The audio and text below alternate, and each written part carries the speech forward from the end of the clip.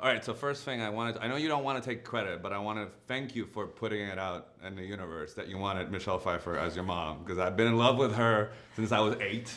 And so I know you, and I had sort of that experience when she was cast as Catwoman, when Annette Bening got pregnant. I was like, if only she would, and then she did. So I feel that putting Really? things out in the universe kind of works. So I've also been in love with her since I was 8. So. yeah, so there we go. I knew we could bond, Yes. bond over that. Yeah. I know you did that Comic-Con video. So how was it sort of Yeah. sharing the air with Michelle Pfeiffer that's as a a very fan? good place to go.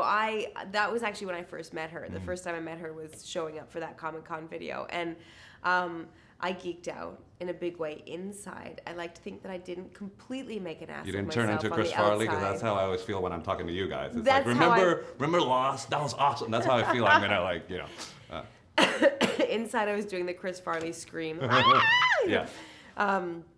But she working with Michelle was a total dream come true. You know, when you have someone who's an icon or an idol, you worry that if you actually meet them, they'll just disappoint you. Because how can anyone live up to that? But She didn't. she's enough woman to live up to that and more. That's nice to hear.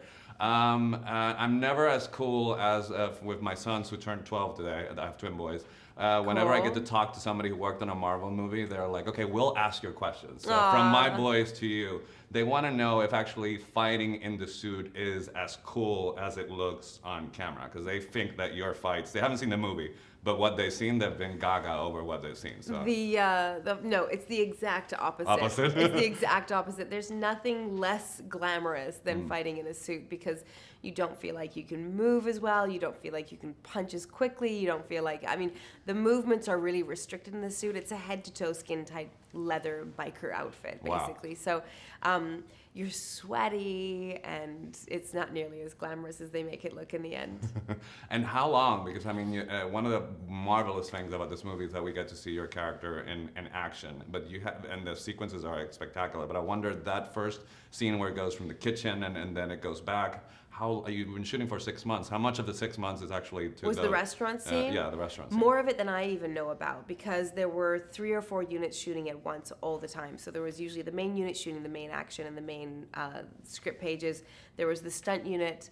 There was the car chase unit and the macro unit. So a lot of the times I might have, so the restaurant scene I think I shot for 3 or 4 days. Wow. Okay. But then I know they revisited that with the stunt unit as well. And they revisited a lot with the macro unit. So, I mean, in total, I imagine it was weeks of work. Okay. Maybe even months. Yeah. So back to my sons, because I was boning up to. I knew I was going to talk to you, and your books could have gave me hope that you came from being a lazy reader to actually writing books to help lazy readers. Right. Because one of my boys is a really lazy reader. I'm not going to mention which one because I don't want to call him out on camera. But when did it shift for you from sort of realizing that you could go past that and. Well, the thing is for me is that I was always an extremely slow reader, and I still am. I get sent scripts, and my agent's like, hey, can you just read this on your lunch break? And I think, whose lunch break is 4 hours? I'm never going to get through this on my lunch break, and it's really, in some ways, it's always been frustrating, but I was able to realize through some of the great authors who kind of opened the door to literature for me that the reason I'm slow is because I really relish every detail. I care about every word on the page. I read things. You take your time. I really pay attention. You know, I don't skim through And anything. that's not a lazy reader. That's No. almost like a detailed reader. Yeah, I I mean, I'm hyper focused. I have the opposite problem. But however, whatever the reason that a child is just reluctant to read or not enjoying books, I think there isn't a person on the planet who can't find a book that's going to be the one that would turns. open it for them. Yeah, And yeah. I do feel like for I've already seen feedback online from an 11-year-old boy who wrote a whole blog page About your books? about the book, That's saying, awesome. I wish that there were more books like this because I love reading books in this format, and nobody makes books in this format for someone of my age. He's 11 years old. So obviously you were great in The Hobbit, and you were but do you feel that the experience of shooting those films sort of prepared you to the sort of the epicness? Because this one's a lot bigger than the first one, so I wonder if you could pull Yeah, it off. it did. In fact, I sort of feel like my career has just been a long run up to this moment. Lost was a huge a huge show with great scope and production value and CGI and action. Kate was very active and very physical. And then The Hobbit was even bigger of scope, bigger production, more action. And now here I am doing Ant-Man and the Wasp, which for me personally sort of takes the cake. I think you're right. But I wanted to ask you, do you think that maybe your character in Lost, Kate, sort of spoiled you a little bit because you landed such a magnificent female character, and there are not a lot of those. So you think that the bar was sort of say high? I wonder if that's helped you too to even be more picky because you have something to live up to with her. Yeah, definitely. I think you're absolutely right. I think I did get spoiled, and I think that when I read scripts now, I'm always looking for at least Kate. You know what I mean? It has to Something be from there. Yeah. Yeah, that has to be the bottom because that's where I began, and that's not easy to find. No, that's a high bar. Yeah. I think your director doesn't get enough credit. I mean, I'm a big Reed fan for the longest. I love Bring It On. I love all his movies.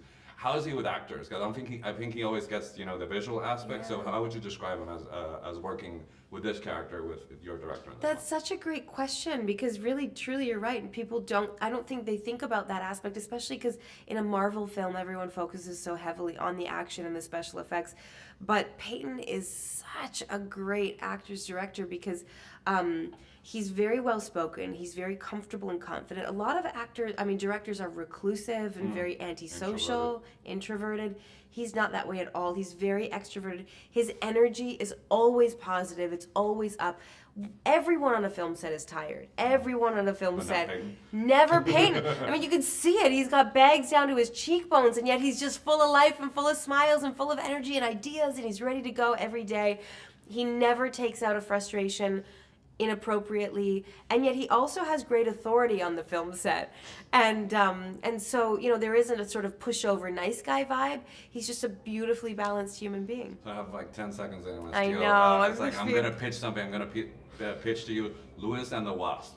Yes. Because I think that he brings out an energy in your character that doesn't happen with Scott. So I'm just gonna put it out there like you did with the Michelle Pfeiffer film. Yes, we're putting it out there. So if it happens, I want associate producer credit. I love that you saw that because I felt that when we were filming. Yeah. We did much more in the van together, Lewis and I felt like, oh shoot, this is a whole other side of hope. It's a whole other movie. Yeah. And you go like, thanks man. I was like, more scene, please. Yes, yeah. All right, pleasure talking to you. Very good talking to you. Your questions were fantastic. Oh, good. You totally didn't. I mean, a little. fresh and new.